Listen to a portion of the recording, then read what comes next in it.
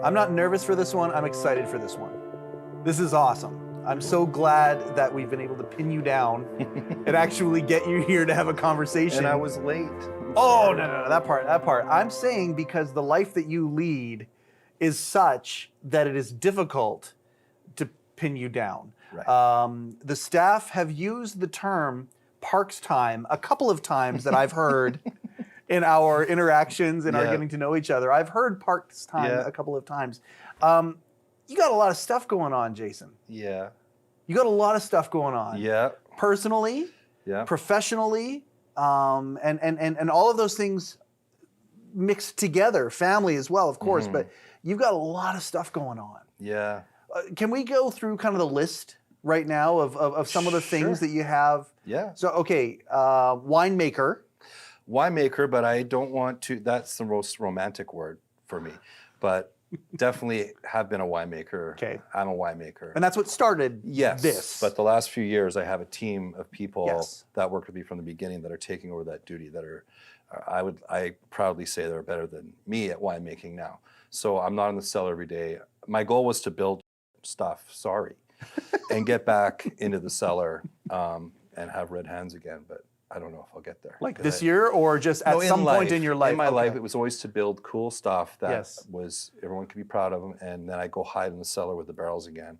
And I don't know if my path is going to take me back there. I hope it will in some way. Yeah. But I bit off more than I can chew on most days. So. Well, building cool stuff. I mean, this goes to the other half dozen big things that you're doing or so. Okay, so but you love the winemaking, and you still that's still it was it's savior.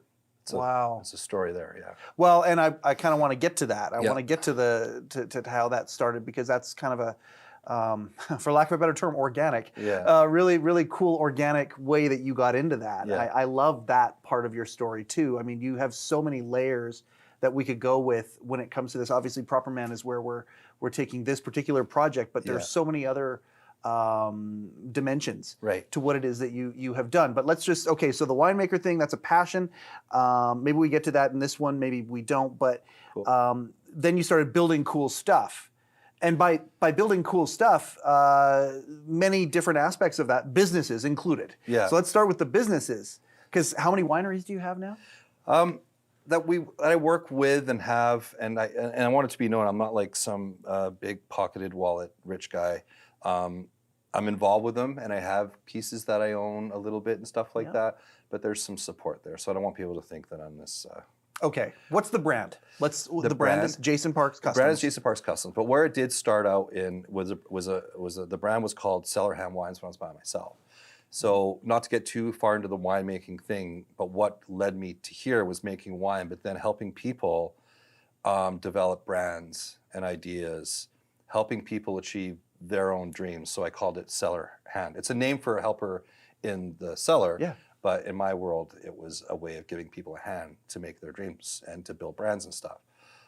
So that's where it all started. Conceptually, it was me just, making $15 an hour and making wine, but say, hey, I got a brand idea for you, and try this, and maybe the cellar should look like this. And I got involved in that very early and helped a lot of wineries that are existing today start up when I was younger in my career. Have you, growing up in Kitimat, was helping people something that you were just born with? That's a gift, or that's a passion you've always just had? Yeah, a passion for sure. Like I never knew, I wasn't that good in school. I was a dreamer musician for sure. Yeah. Stars, I thought for sure I was gonna be a rock star. 100% believed it. So I didn't learn very well. And my backup plan when I was younger was to work with disabled kids.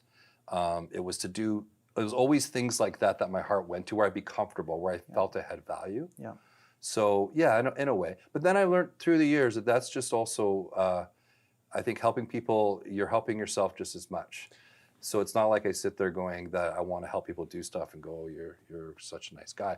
Because there's something that's giving me that I'm grateful that I have that opportunity for. Yeah. So it's a two-way street. I'm a big fan of David Letterman, and one of the things that he has said is people have talked to him about giving and helping other people and whatnot, and he has many times, much like yourself, trying to compliment you, it's trying to like hold a slippery fish. It's really tough to do that with some of these people. Letterman's one of them, and people have said that to him about being generous or helping people, helping hand, that what you're talking about here, and he just brushes it off and goes, "It's a selfish pursuit."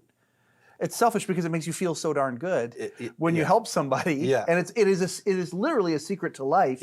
If you can show somebody on a small level, on a big level, like a dream coming true level, if you can be an usher of something like that, there is no better feeling than that. No, it's massive. Yeah, it's a huge thing. But it's not selfish. No. It makes the world a better place. I know. Okay. I know. But in my mind, I have to look at it like you can't, I don't know how to say it. You don't ever want to sit there and look at yourself and think, well, look what I've done for that person. Right. It's like, what are we doing together as people? Because if I'm giving that thing over and I'm driving home back in the day in my old Datsun beat up car and I showed someone a wine and came up with a name and they started to get teary-eyed, well, I'm bawling my eyes out on the way home because they gave me that feeling, right?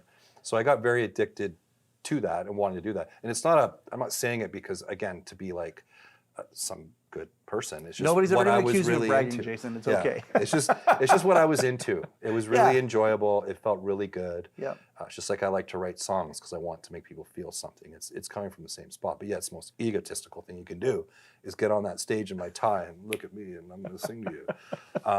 But I love it when I look out and someone's got some teary eyes. That's what it's all about. Right? Yes. Well, the emotional response that comes from music, I've said it many times. To me, I think of some of the best. I'm literally covered in goosebumps right now because I think I was about to say I think of some of the best concerts I've ever been to in my life that I'm thinking about 20 years later. Yeah. And it literally is the same thing to me as a religious experience. Yes. Yeah. It can be almost out of body, right? Very, very like much you're floating. So. There's a thing about it, and if you can make somebody feel that, then you're very fortunate. Oh yeah. You know? Well, and it's a give and take, and other members of the band. At this point, you haven't seen any of the other interviews. None of you have seen each other's interviews at all. Yeah. But it's come up a few times where the give and take, the being on stage feels so good, but then you give it back to the audience and you see how good it makes the audience feel and how almost symbiotic that experience is. Yeah, it's a cool thing. You know, and you've always had music. You've always had your foot in the pool, sometimes deeper than others, because as you're building this cool stuff that you're building, you know, it must be really, really tough to find the balance to do that, because your businesses and the businesses that you are a part of. Let's talk about Jason Parks Customs for a second. Yeah. What are the subsidiaries of Jason Parks Customs? What are the brands inside of that? What does that encompass? Okay, the Hatch is the number one where we. So that's a winery. Yeah, that's your first winery. That was the first one that we tried the stupid idea at. It should have been called the Incubator because all these things came out of the Hatch. So, and after the Hatch, we went over and we did Black Swift, which started at the Hatch, as the egg is representing the hatching. We've got Crown and Thieves, which was an idea for a long time and the one that I thought had the most potential to fail. So I did it on my own existing property to make sure that, you know, if I was going to screw something up, it would affect me the most personally. And that's where we are right now, by the way. That's where the Broken Hearts Club is. It's at the bottom of. That's why it's called the Broken Hearts Club. That was all going to go to sit down here crying along with my drink because it's going to go nowhere. We got Truck 59, which is just over there. That's a cidery. A cidery. Yeah, we got that. That's where you park to come to Crown. And we recently thought we could try something with smoked meat and beer at the Hatching Post. And that's the saloon that you opened. You literally opened a saloon. Yeah, we built it and tried to replicate that type of energy and visual. Yeah. My wife's prediction, and I don't think it's her prediction for you is that a distillery is next, and there's going to be your own spirits inside that saloon. You said spirits. Yes. There's a spot that we have, and we call it Ghost Notes, because if we do a distillery, it'll be called that. My son helped me with that idea. There we go. Yeah. So I don't know if I want to do a distillery. I want to go to Mexico and have tacos. I'm getting tired. Distillery, to do it right, like that's the one thing. Like you look at these places and they look like, I don't want to say gimmicky, but they can be like, I've had some hurtful things. I've heard some hurtful words about we're trying to do all these things because it's not about the wine or it's not about the beer or the product. When really, if they only knew how much love and attention went into that. But if you're going to do spirits right, where I'm going with it, you need time. And where I'm at right now in my life, I think it could be something that we do, but I want to be careful if it's done. We got to do it very, very, very well. Yes. And pay respect to that product. And I don't know, like, because whiskeys and stuff like that, I take a bit of time. Yeah. So I'm not sure if that will ever happen, but it's been talked about a bit. Yeah. What's the name of it? Ghost Notes. Ghost Notes. Oh, what a great name. Can I talk about it? Yes. So Ghost, obviously it's a musical thing. Sure. Okay? Yeah. Justin does a lot of Ghost Notes. Flavor from this has notes of. Yeah, and there's notes. There's that. But what I absolutely. wanted to do is Ghost is something that you might not see or is a past or present thing. So all of the aging and the things that we be putting into the products of the spirits would be coming from the past. So it could be an old barrel that is from a wine from 2000. You got notes of that, and the ghost of that is in that spirit. I have and it goosebumps right now. Yeah, it's cool. It's a cool idea. Yeah, and because the idea is cool, that's why I'm not writing it off. When you have an idea that just fits and it's got something special, it's not that I really want to make whiskey. There's lots you can buy in the store. But the idea is good and it might give someone a cool experience. But I like the branding idea of it for sure.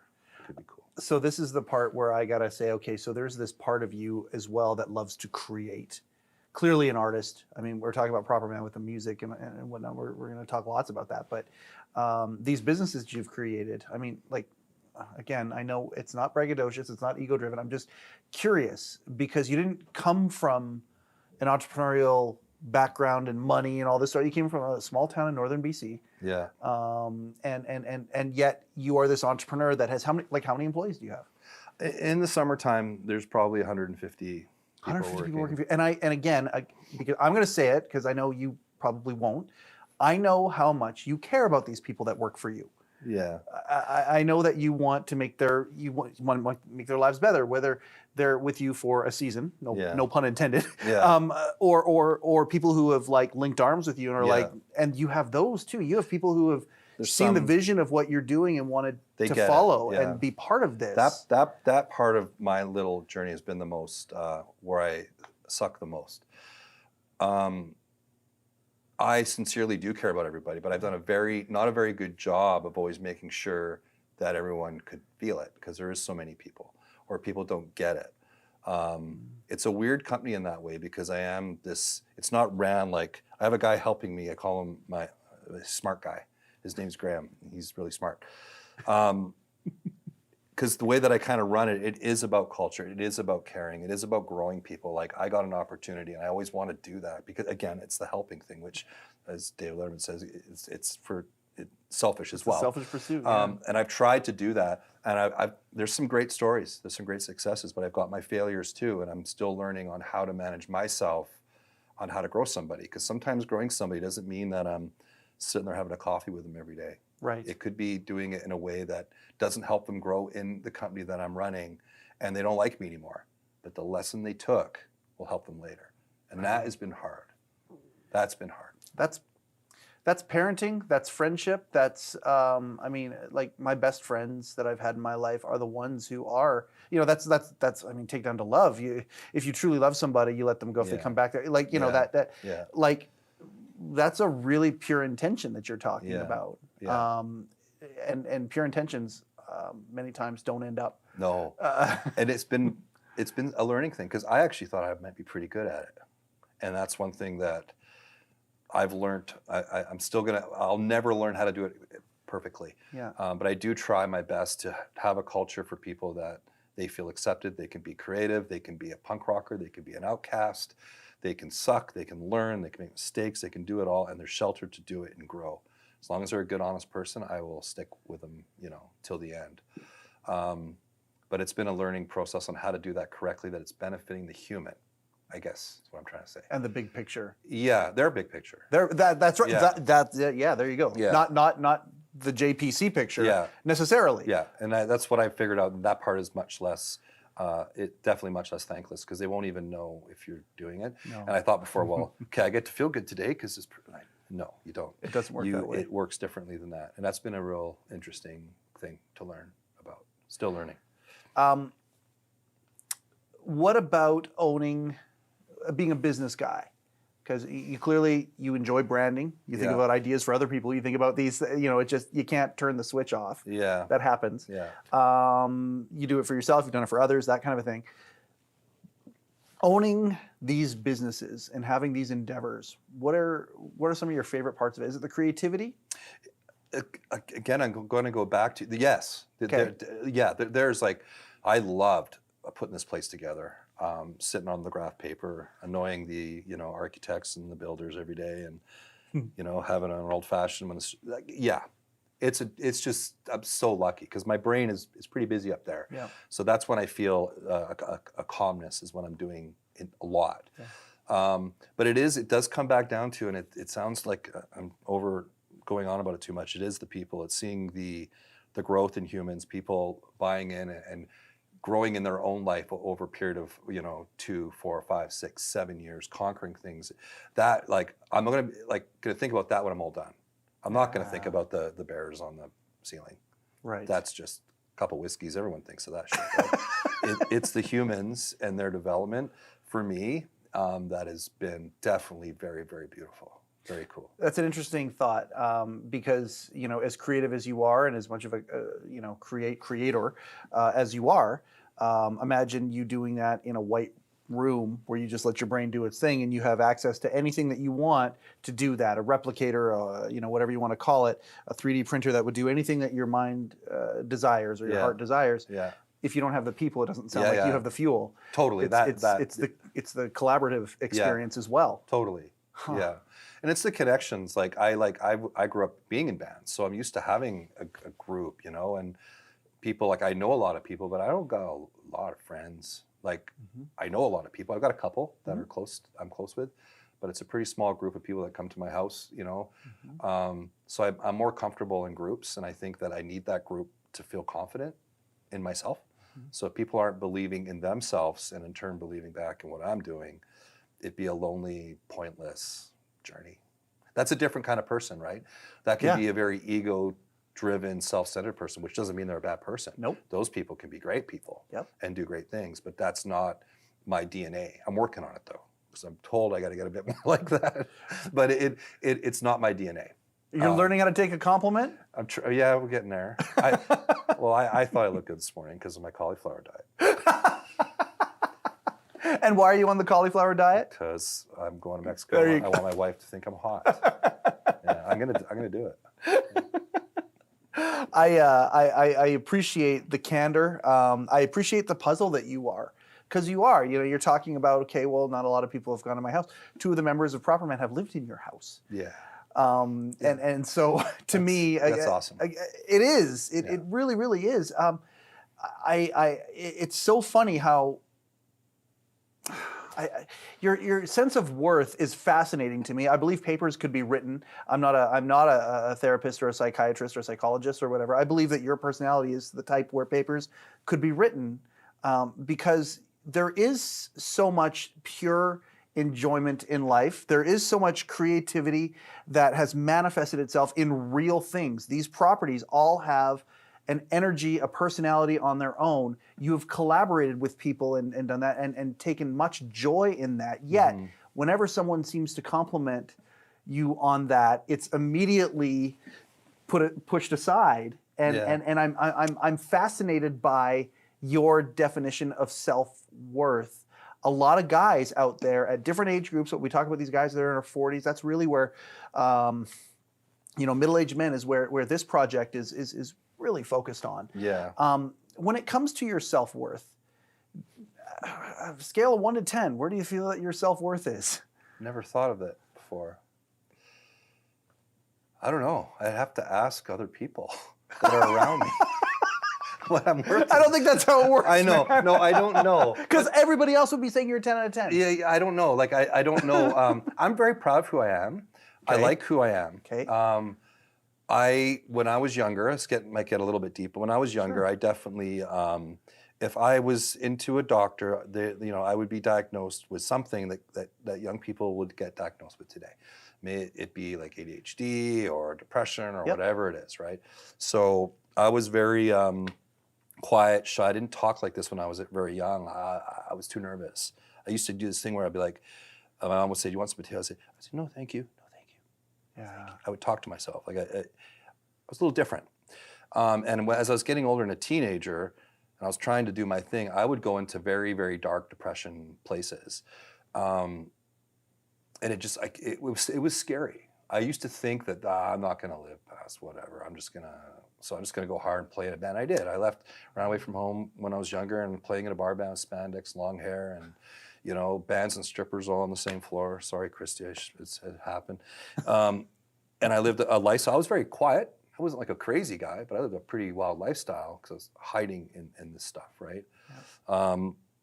But where I'm going with it is I found later on that the way that I've medicated myself personally is to be doing a lot. I have to do a lot of things to get that balance where I have that Zen happiness. I have to be doing immense amount of work to get that balance. If I don't, I go into a very depressive type of place. So if you're in a procrastinating slow space, you are in hell essentially. Yeah, it'll multiply very quickly, Yeah. and the person that you're talking to is a different person. So that's why when I'm doing all these things, everyone thinks, "Oh wow, how do you?" It's like I have to. Like I don't. That's how I found my place in the world is to be doing a lot of things and stuff like that. So I don't know if I answered any question there whatsoever. No. This is. But it is that's something that I think that I do realize that I will always find if I can ever talk to someone about. There's always different advices for things, but I went through a lot as a kid, like all kids do, especially nowadays. It's so tough. And you just got to I kept myself very, very busy and very, very creative, and it definitely saved me for sure. Well, I think about the kids nowadays, and I mean it's a different ball game because it doesn't. Like you grew up in small town BC, Yeah. which again, pros and cons to everything. Absolutely, pros and cons to when we grew up, pros and cons to the kids growing up now. But one of the issues that they have to deal with that we never had to, once they get a telephone, it doesn't go away. No. Like my grade 4 was my worst year.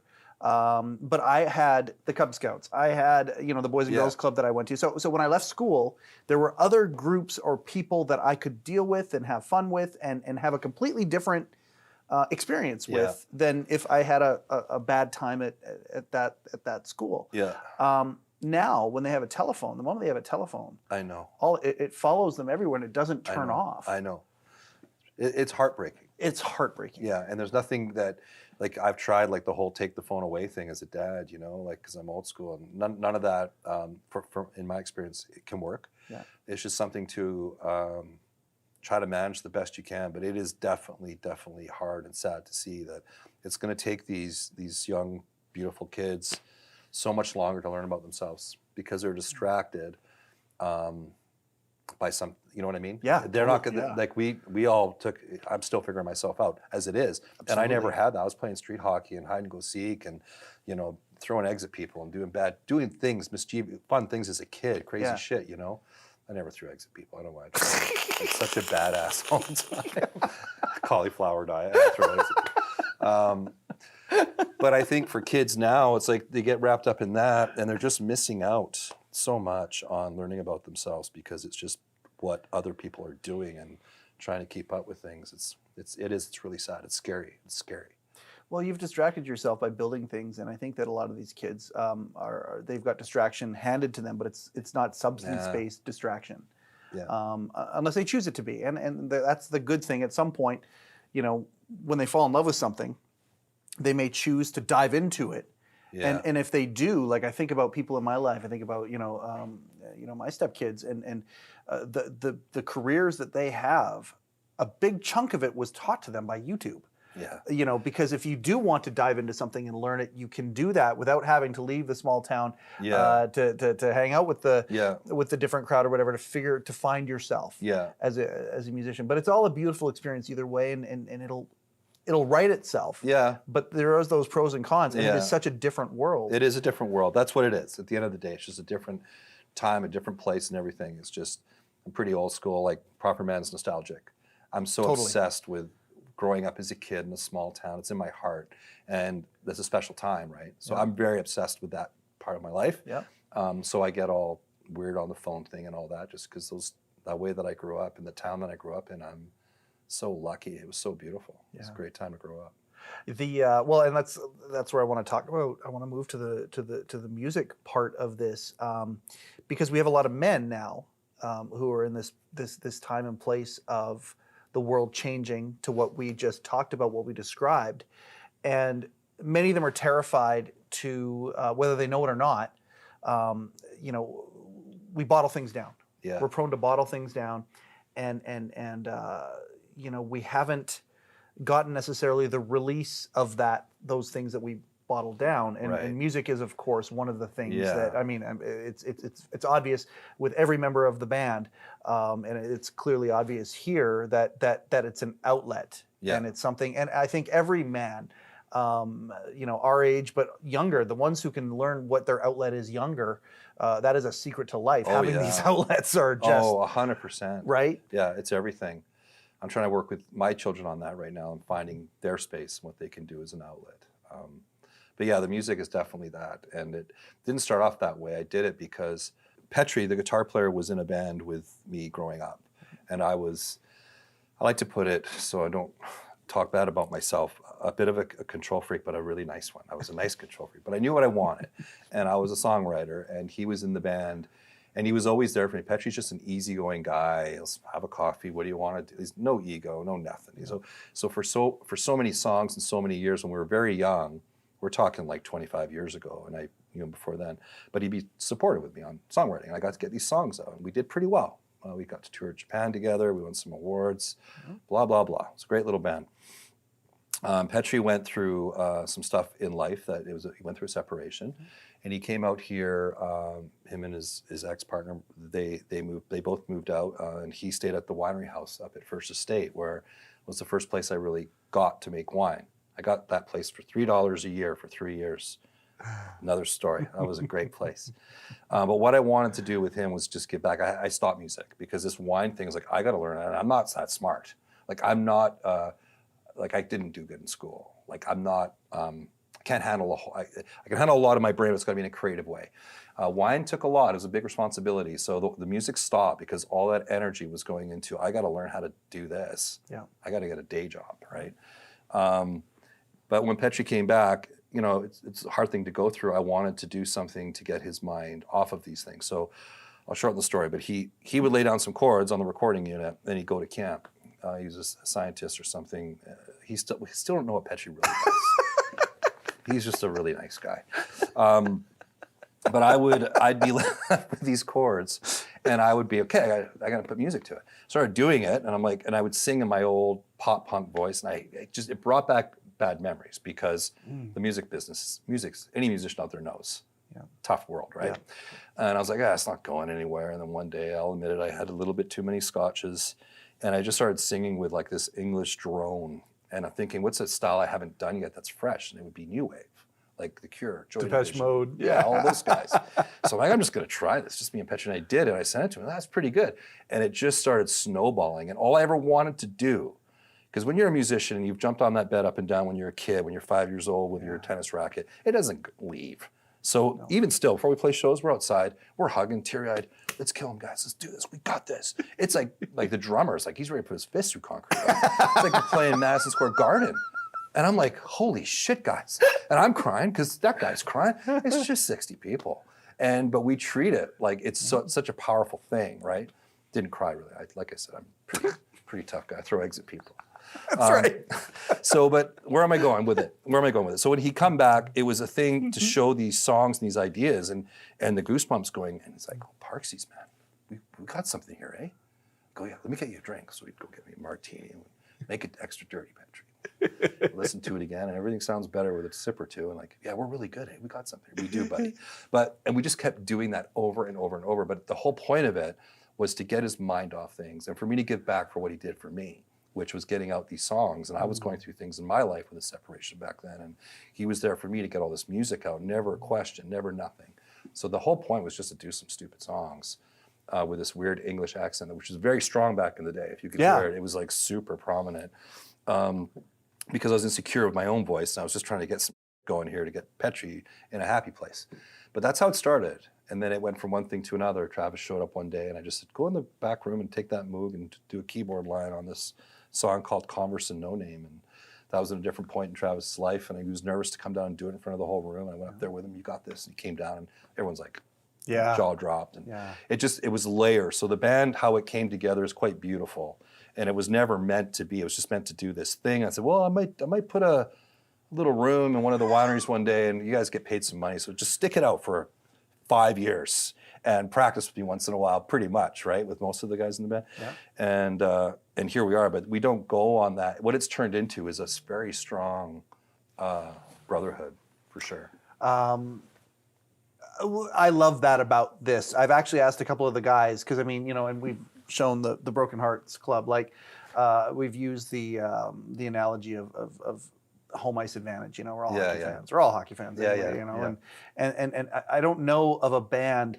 And one of the band members even said, "Yeah, it doesn't matter how big the band is, who they are. Yeah, nobody has a home ice advantage like this.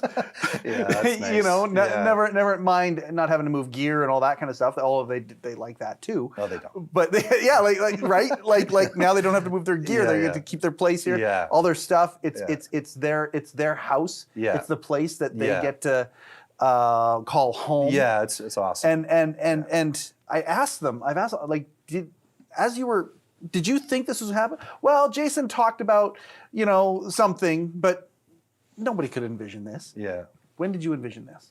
Oh, well, once Properman started getting going, if you think about it and you listen to that old sound and you look at the room, it's all connected, right? It's all British, pubby, old. There's an old thing to it, even how we dress and all that vision came before. So to put this room So that was there years ago. Yeah, that was there right away. When I started thinking these songs aren't that bad, and I love hanging out with Petri again. Yeah. And our connection, like Petri, we'll hang out. When we hang out, we don't talk. That's the best kind of friends for me. Like, hey buddy, how's it going? Talk to you after the game. That's it. We're not like, I'm not social butterflies. Yeah. Music is what has brought us together. Like we're buddies, right? The whole band. But we don't sit around talking about like things that other people would. We're all cut from a different cloth a little bit.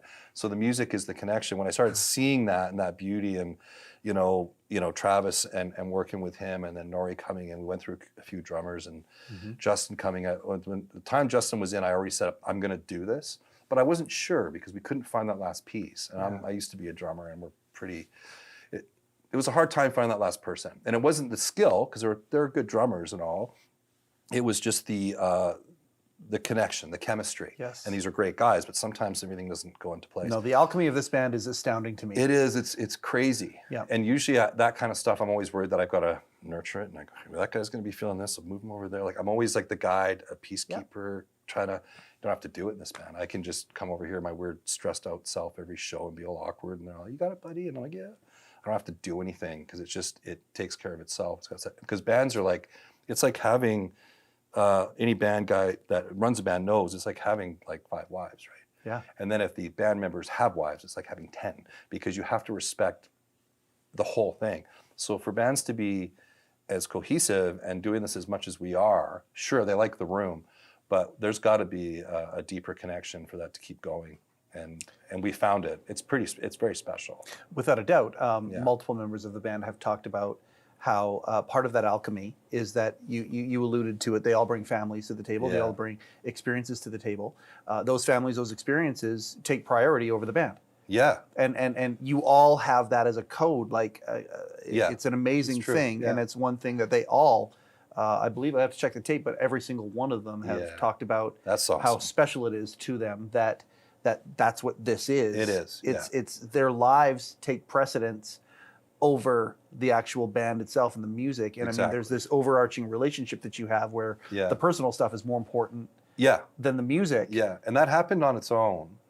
Like I always knew the model, that would work in a perfect world. You can't make everything work like that. But I said, okay, I wanted to do a couple band dinners in the beginning. But the connection and the wives connecting and how we've all connected it happened very organically. It's crazy. Like we've been playing these songs a long time. Yeah. We still love playing them so much. It's not the songs, it's each other. It's that time up there together, right? Yeah. It's a magic energy that you guys feel. And my contention every time I've heard that, whether I've said it out loud or not, is that, well, that shows in the music. Like that's an extra layer or two of any song that you write or perform. Yeah. Because if you have a bass like that, that bass is going to create layers of depth that just wouldn't be created in Right. other bands. And I'm not saying other bands. I've been a fan of bands where all the members hate each other, and that provides an energy too. Totally. It does, but it just does not seem to be the energy of what Properman is. Yeah. Including the title of the band, like the name of the band, Properman. Yeah. And all of you, none of you would, in fact, not even close, would any of you ever, try and come across that you're perfect. In fact, none of you would. You're all the exact opposite. Yeah. The self-deprecation is crazy Yeah. that you all have.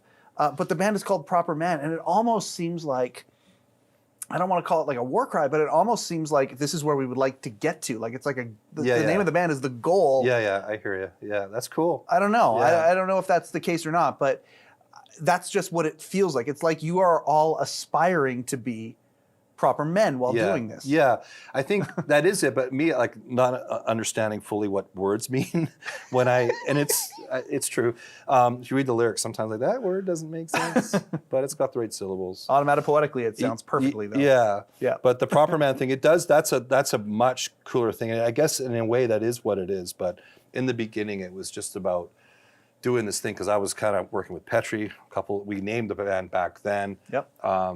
We were really into just this whole, Petri and I just think a lot of our dads too. And the old school way of how it used to be and respect and just doing things on a handshake and just an unwritten thing that I think may have been a bit more in the older days than now in some instances. So we were really into that kind of stuff, and then the whole imagery thing and all that. But that connection that you're saying that makes a lot of sense. I mean, That's cool. that's just what it seems to be building into, and it's such a cool thing. I like the name more now. Oh, there you go. Yeah. There you go. Well, it sure made sense for HeCast anyway. Totally. Like it's like, oh my gosh, the band is even named Proper Man. Yeah. Everything is on brand, and on brand is like that's your middle name. I know, but you just branded better than me. That is what that's what's happening. That's what the end game is happening. It's just it started out as something much more simpler. Yeah. Back then, right? Because we never really pictured doing this. I almost never did this at the end. So I'm just like, I don't really got much money left. My midlife crisis. Get on that, you know what I mean? Like, and I'm so grateful we did it, and it's work too. Like this guy's got to drive all the way over the bridge most Saturdays. Yep. Even myself, like you got life, you got things, and there's days where I'm like, I'm just nervous that I'm not going to do a good job, so that I'm stressed out all day. And like I say, it's not at most we got 100 people in here. I won't say the real numbers because it's against the fire regulations. Sure, absolutely. Yeah. 100 people. 100 people, less.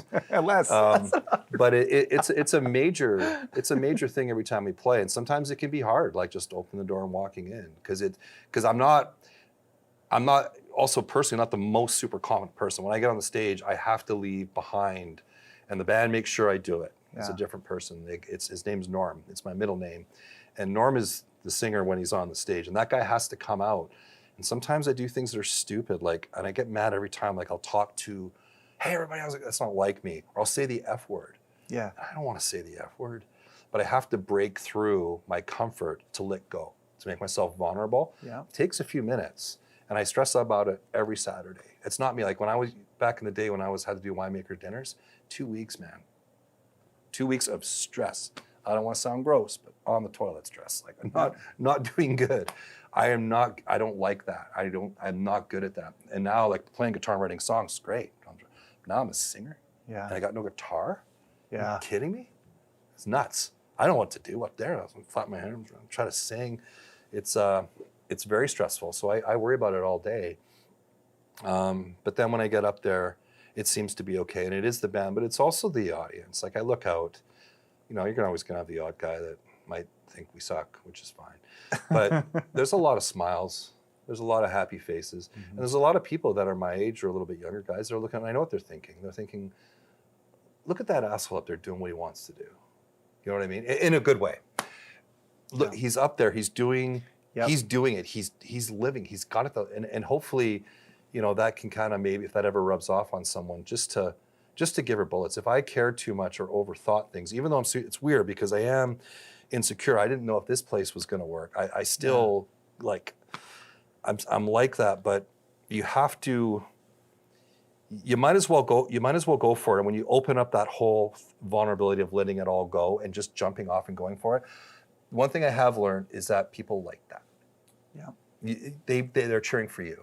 Yes. It's not like any of these A percentage are. Yeah. But we listen to the other percentage so many times, but the percentage that are cheering for you are there too, right? I know. And it could be 50 that are cheering and then one person that's like, well, Jason can't sing, he's a fraud, that guy doesn't know what he's doing. And I'm like in the dumps forever, right? So you get scared of that. But at the end of the day, I'm learning more and more. It's just, you gotta outweigh those numbers and you just gotta go for it. And that word vulnerable is the thing. If I didn't learn about that earlier on, I think maybe from doing the wine dinners, I wasn't good at them and I just kind of opened up and went for it and was myself, which is kind of a weird, awkward, babbling duck like I am today with you. People loved it. Absolutely. They want to be my friend. That's they want to talk to me. Like, okay, well, maybe they like me. If I just talk, just go for it. So I've done that with everything. It's just kind of do it, throw shit at the wall, give her bullets, and just hope it all works out. And when you put yourself there, people, they're cheering for you. I think more are than not. Well, it's inviting. When I see somebody pouring their heart out over something, and I mean, you think about this wine that you have slaved over for how long? An entire season through all the different incarnations of the process. Yeah. And now you're presenting it to a room full of people, and you're talking about the process and what it led to. Yeah. What they have right in front of them, Yeah. and the work that went into that. Yeah. You're giving of yourself in doing that. And when somebody is up there doing that, a great percentage of people who are the recipients of that information now feel permission that they can open up. And I'm certain, we haven't talked about this beforehand. I wanted no pre-interview from this, for this very reason that organically this stuff can come up. I'm certain that people would stand up after those things, come to you and start telling you personal stuff about them. Yeah. Because vulnerability invites other vulnerability. Yeah. You're right. They are connected for sure. Yeah. I think that's where I found, that's kind of where I found where I said that's helped this. Even though like I could rock 3,000 people in a band playing guitar back in the day, jumping up and down Yahoo. Go to do a winemaker's dinner in front of 50 people, couldn't sleep for 2 weeks. But then I learned how to do it where it's just like opening that whole thing up and just being real about it. And finding that worked. Well, maybe I can renovate a garage and call it the Hatch. Maybe I can put animal heads on a wall. I don't know. I don't have to overthink or have expectation of myself when I'm doing things. And lucky for me, I've surrounded myself with really good band guys and good employees and good people that all my stupid shit looks good. That's all it is. You're just kind of going for it. And that's a real thing. That did, and I think that when you say that, because I remember doing those dinners and people coming up that were attached to it, because all I had was passion. All I had, when I learned wine, I didn't know what I was doing. It was, I got into it because, I won't get into too much. No, this is good. Tour with my punk rock band and the van broke down and I had to make some money to fix the van. Went in there and worked in the vineyard for 2 weeks. The owner was certified, really crazy, bless his heart. Without that guy, they put me in the cellar. They let the winemaker go and I got my $8 raised to $8 and a set of keys for a Chevy and said that I was managing the place and they went back to Ontario. And I was left there to figure it out. That's scary shit. How old were you that summer? I'm not good with numbers. Sure. 28? Wow. Yeah, I don't know. Maybe that's wrong. My wife will correct me later. But I spent time in there learning, right? There wasn't a whole bunch of Google. There was no confidence. There was nothing. I just had to figure things out. And I learned by just kind of going for it, not scared to make mistakes. I remember putting a whole bag of low-fat skim milk in a thing of white wine because I did a test and it curdled and it brought the oxidation out and ripped it to the bottom. And I took it off and then I rebuilt it with acacia wood chips and just crazy shit, But if you don't do that, you don't try these things. Forward. And then what I did, where people took to me and where my career started to go, is I just celebrated those things. I didn't try to say, well, this is what I did. You owned it. You guys, I'm like, if you guys only knew, you're suckers because I don't know nothing, and this is why. and just kind of Oh, wow. introduced that part of it. People's minds were like blown because the wines were winning awards. They were doing things. Yeah. But it was just, I come from a different place of learning. Yeah. I didn't have anyone to teach me. And I had to kind of go through it all. So I think that helped. And I think that just helped the whole journey, right? It allowed me to do what I'm doing now. The courage that you show in doing that, and it's just you living your life. It's probably freeing, by the way, because certain people learn certain ways, other ways, but most of us can probably relate to an experience where we learn a certain way, and we were under whether it's as an employer or as a student, whatever, we're under the tutelage or the authority of somebody who teaches things completely different than the way that we learn it, right? Yeah. And you being given that freedom and taking on the responsibility of going, okay, well, I want to get something done, but you get to do it the way that you want to do it. Yeah. What a freeing concept that That's is. how lucky I am. Yeah. Like to have that. There was no one else. There was a guy in the cellar helped me out back in the day, and he was actually better than I was pretty quick. But yeah, I got to have that experience. I'm so lucky. That's why I said in the beginning of the thing, like about wine and how it I wouldn't say saved me, but it definitely, I don't know. I just don't know where I would have ended up. Yeah. The trajectory it put you on, clearly. Yeah, it found me for sure. Yeah. I don't know. It's scary to think. So my like when you look at the little JPC logo, it's a barrel with wings and a crown, and the crown is representing, in my mind, it's probably wrong because most weird stuff these days with, royalty. But to me, it was about the wine being the boss. Oh, and wow. the wings that were giving me something more in my life to do, getting me off the ground. But it was always based around that, right? The wine. And it was also like, it was 7 years in that cellar on my own when I was learning. It was super lonely.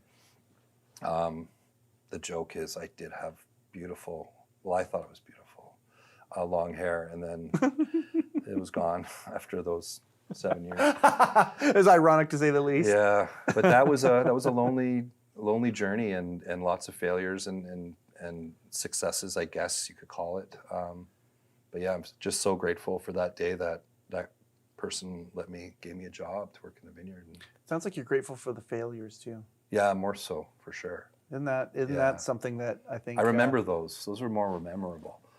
Like we have a bedpan at the hatch where all the awards go. So when we win a wine award, it goes in the bedpan. And there's some good awards in there. And it's nothing against the award people. No. It's just that's not what it's about. And you can stay humble. Yeah, and it's also a policy, and not a policy, but it's a culture in the company where, and we're going to go back into them this year a little bit just to see how we do. We stopped doing those award things because, it's just a different view on the whole thing. Yeah. I got a call a couple days ago, somebody wanting to get me to be a wine judge in Washington State. I guess they voted Crown Thieves as one of the wineries to watch in Canada this year, or something fancy like that. Yeah. So speaking to the team, I was supposed to this year do a bit more interviews and get out there because I stopped doing them and just want to hide and do my thing. Oh, I know. Yeah. It's like pulling teeth getting to this day happening. Yeah, now I'm talking. I can tell I haven't talked for 5 years. Let it out, unleash the hounds, buddy. Something ridiculous. Talking about eggs and shit. Where was I? But they went, and I said, well, I don't know if I'm the right judge. I said, but, because all these fancy winemakers from all over the States, if I can have a Negroni beside me while I'm tasting the wines, I'll consider being a judge. And I didn't know whether to take me serious or not. It was just a joke. Yeah. But to have a cocktail there. But but the point is that whole vulnerable thing, that I get to say those kinds of things and make people laugh and be that kind of person that is just, that's what my mind's saying. Like if someone asks you something, you might be saying something different in your mind. Totally. I get to say whatever comes to my mind. Out. Yep. And I'm so grateful for that. And that came from learning about that whole vulnerable moment doing these winemakers dinners. Now that allows me, even though I was a musician first, to get on that stage and sing. And I learned that from getting through those things.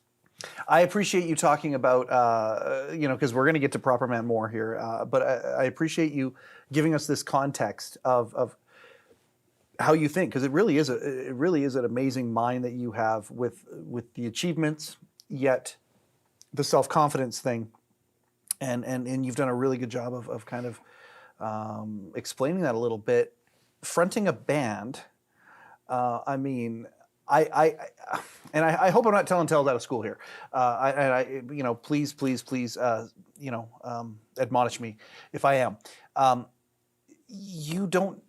You have an amazing presence on stage. I've watched you rock the house multiple times.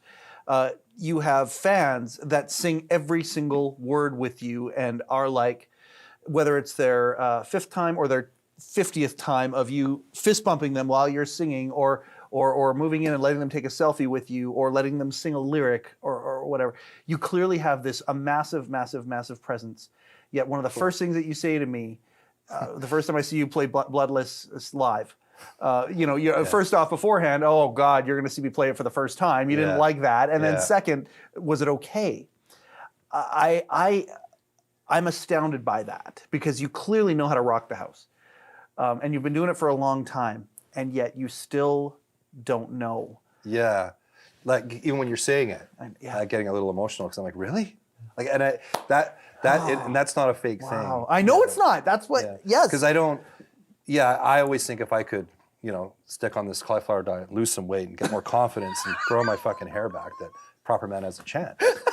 Because that's how my head goes, right? And I think that at night. Okay, we got some good songs here, but I got to get rid of my pickle tits here, and I got to get better looking and learn how to deal with a crowd, because I don't feel I do it all. But maybe that's what it is. Maybe that's a good thing. That might be part of the charm, I guess. Yeah. And that, even though I don't think you say that to everybody, what you said to me, but it's there somewhere, and maybe that comes out as well. I don't know either. Yeah, it's a weird thing. I do also want to make my band proud.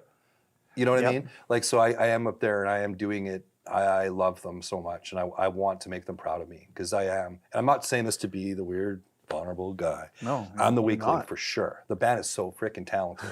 I am not the best singer in the world, so I have to give everything I have to be remotely close to these guys. Okay. So I put everything I have into every show.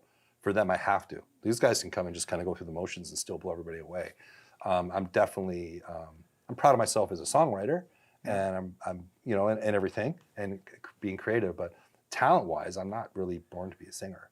So maybe that comes across a bit, and that gives a kind of energy, because the band's also so good, so their energy's feeding off me. Whatever. If it's working, it's working. Well, I think about, it's so funny you talk about being the best singer, and that's so funny, because it's a relative term. Yeah, I mean, if Bocelli's in the room here doing their thing, okay, that's fine, but I would much rather an off-tune Axl Rose. Yeah. Because you know what I mean? And the one thing about you, and I don't know if this translates or not, the thing I love about you, the thing that I personally am inspired about you, is that you go up and just be you, and you maybe turn up the volume sometimes. Maybe you turn yourself up to 11 while you're singing, but you're just going up and being you. You're not trying to be somebody else. Yeah. Even when you're singing with an English accent, it's that true. was you being it's you. True. It is true, yeah. Even though you're not trying to be someone else, Yeah. you're just trying to be you singing with an English accent. No, and it's totally true. I had tried to explain that to people, even like music industry people that were listening to the songs and reaching out, and they just didn't understand that.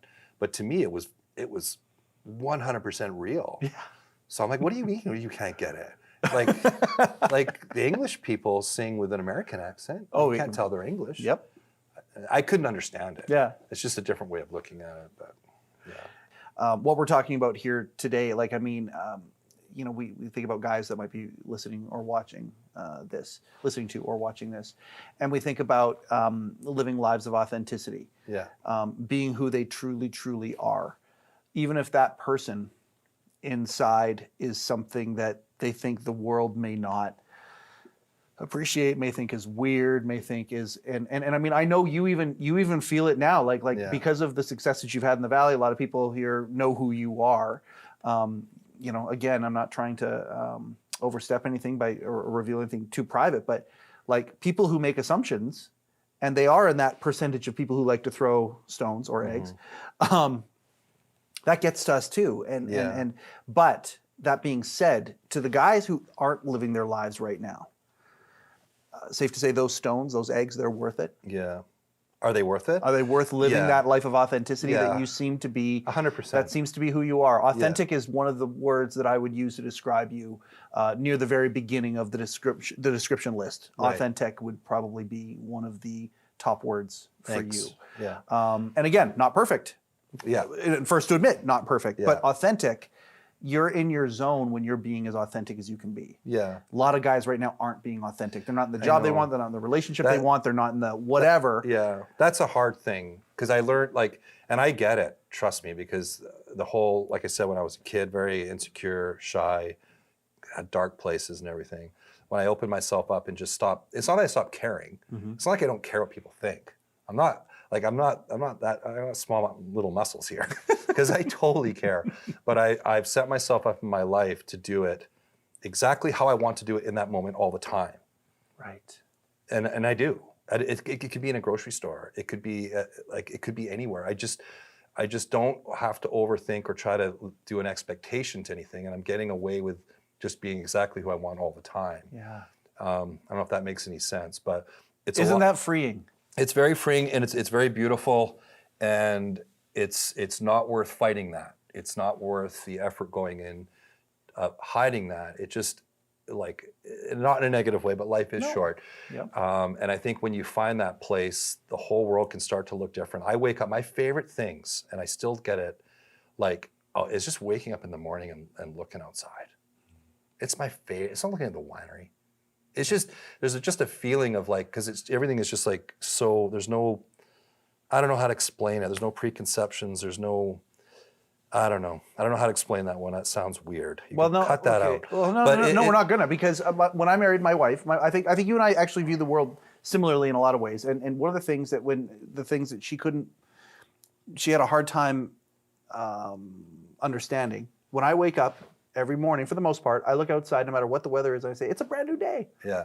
And I get excited about the brand new day and the possibilities of that brand new day. Yeah, it great. seems like it might be along the same vein as what you were talking about. It is. I think it's also a sense of being super grateful, very just happy. And it's not of where I am or what I'm. It's just being here. Yeah. And then when you live your day like that, you're living every day, live the day to the fullest. Every time I sing, it's definitely on my head. Sing like you're never going to sing again. Yeah. How lucky you get to sing. Yeah. How lucky you that you get to wake up and go to a job and look at your family. Those simple things are massive. And I think when you live your life with lots of vulnerability and just all out there, they're all magnified, maybe.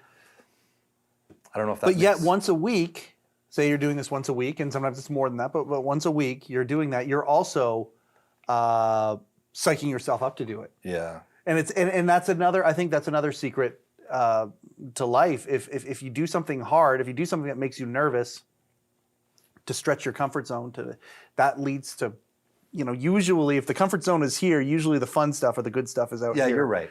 Right? Totally, 100%. And you do that, you constantly are challenging those things about you. Yeah. And I think that's a beautiful thing. I think that's a secret too. I think there are guys out there who may not be challenging themselves. Maybe they're bored. Maybe they're, and if you do something that's hard, whether it's hard here or whatever that is. Yeah, there is that. That's the reward. That's the end game. Yeah. And I never think it. I never get tired of it either, though. I never think it when I'm coming over here, I'm going to get that.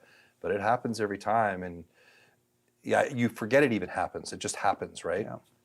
Yeah. I think that's, I appreciate this so much. We're getting close to the end here. But I got to ask you about, you know what? I want to talk about the writing process first, and then I'll ask you about Bloodless. But I'm going to ask you about Bloodless because that is I love that song, and I cannot wait to dive into that a little bit with you. It's been fun diving into it with the perspectives of all the other bandmates, but that one in particular. When you have written songs along the way, have they always been therapeutic, autobiographical, whatever words, dealt personal?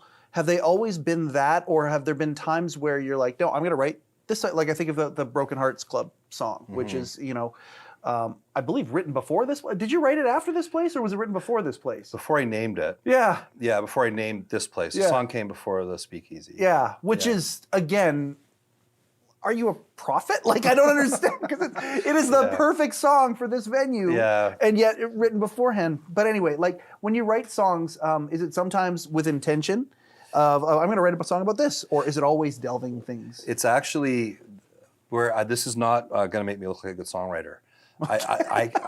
I can't write that well on an actual topic most of the time. Okay. It's written off of feelings and words that resonate with me and what that feeling is. Okay. And where I'm proud of myself, I think if I focus too much on the topic and that it would not have a spectrum of views from different people. Yes. I think the best songs can mean different things to different people instead of being one-dimensional. Yes. So, but I'm not doing that on purpose. It's not like I'm this cool know-it-all songwriter, because I'm not. It's just the only way I know how to write. So it's taking words and feelings line by line, and then usually when I'm done, it could be about a frog and end up about a brick. And like, how do I now change some things so that it's a frog and a lizard?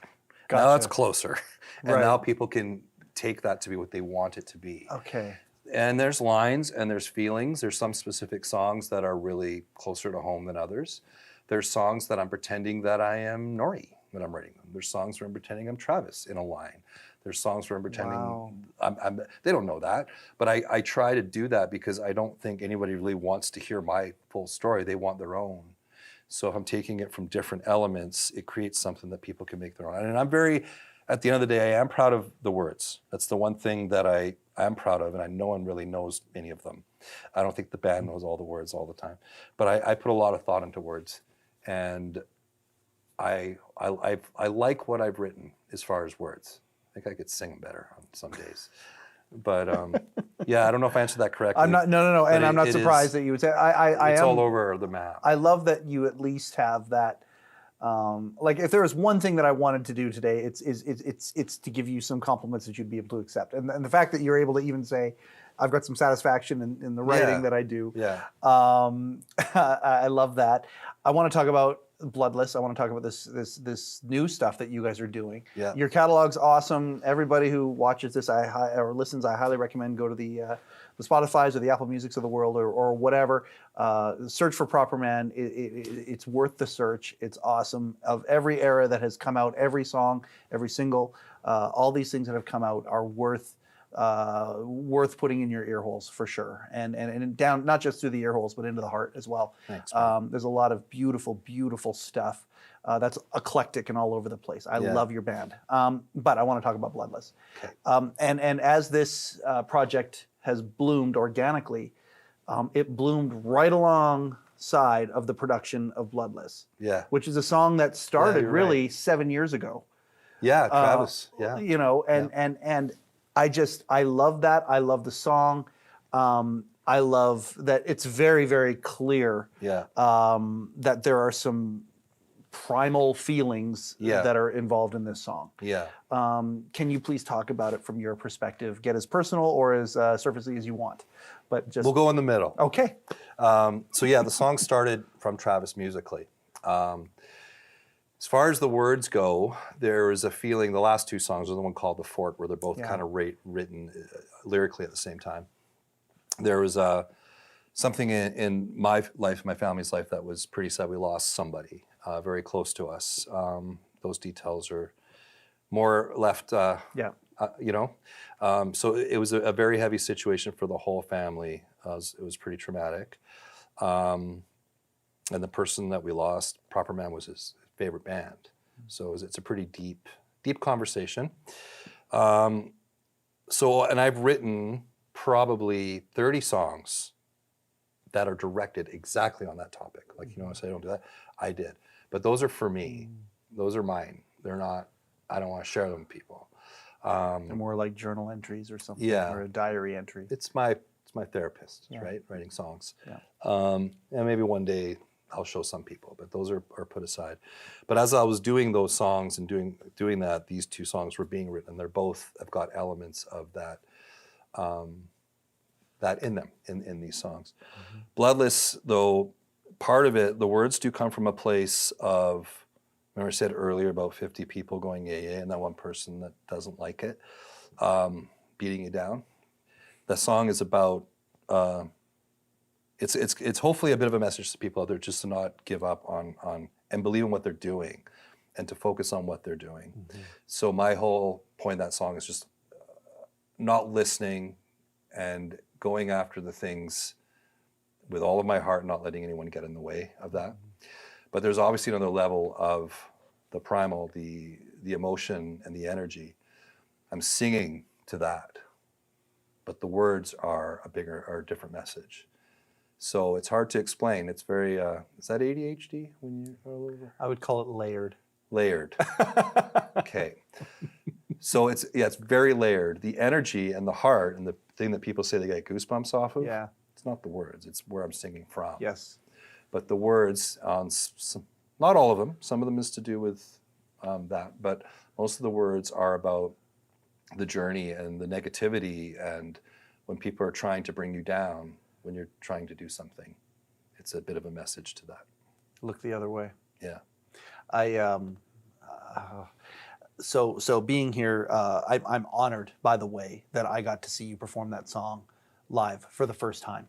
I'm Honored. glad you were there. Oh, I'm glad you were there because you saw it. It'll only get better. God, here we go. Here we go. No, it's true. It was our first kick at the can.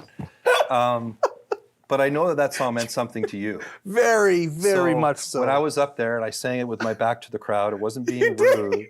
I was really nervous. And I will always sing with that song to my back to the crowd because a few people said it was powerful. You will. Oh, well, and yes. And it's not a thing of me being, I'm singing that song for me. Yeah.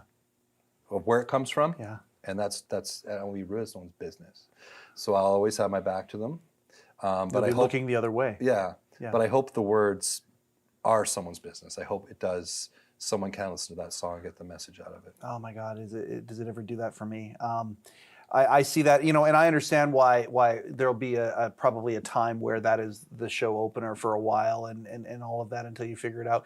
To me, when I think about you guys, seeing you on stages, whether it's this one or bigger ones or whatever that looks like, to me in my heart, that's the song you finish with. Really? Well, yeah, because it sends you out into the night, wanting to say screw you to anything, any forces that of whatever it might be, whether it's words, whether it's oppression, whatever it is, and doing the other thing instead, and walking in the other direction from it. Right. And to me, that what better of a message could you give to somebody? Yeah. And that's what it means to me. And I mean, I can't wait to see the evolution as it continues. Yeah. With that song and how it, what happens with it. Yeah. Okay, before we kind of close it up, I've got an idea about how to close things up. But this project, talking, what he changed it's all about. It's about being a place where guys can help being them, can be themselves and negotiate their way through this world here. You were an insta yes the moment you were approached with the idea of this, us being able to profile. Yeah. With the greater message being men's mental wellness. Yeah.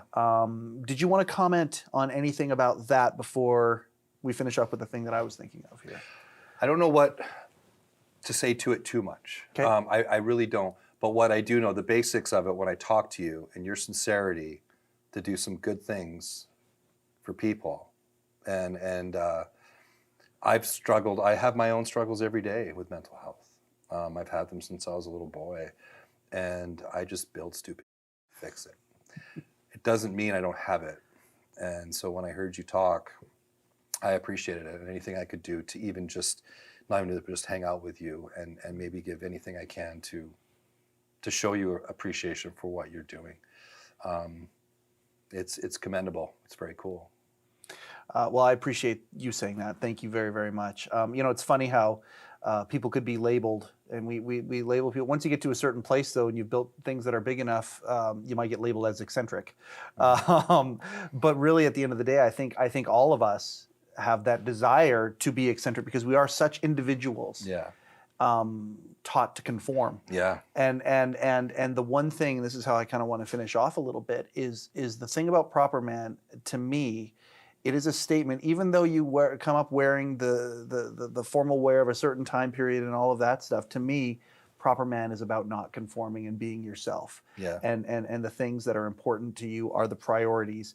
The things that are really important to your heart are the priorities, not the things that everybody else says that should be your priorities. Yeah. Or that sort of thing. And when you do that, good things can happen. Yeah. That's when you start to get results and move people and do good things. Yes. It's when you're oblivious to the rest of it and you do that. And that is exactly what happened. And it happened organically. You said that word earlier. It really did. Yeah. I'm glad you're in the world. I'm glad you're in the world that is close geographically to my world, because you have inspired me in so many ways. You have a group of guys who are all inspired by you. We have the video footage that they have said that they are all inspired by you. It's just because I give them whiskey. Not through the inspiration of spirit, but through the inspiration of who you are and what you do. And again, when you include you, 3/5 of the band have lived in your house at some point. Like it's a beautiful thing. This is a beautiful band. I can't wait to see what the future lays in store for how I can connect with you guys, whether it's just as a fan or other things. This kind of thing. What's going to happen with the future for you is just magical to me. And I love the fact that I got a chance to talk to you at this time and this place.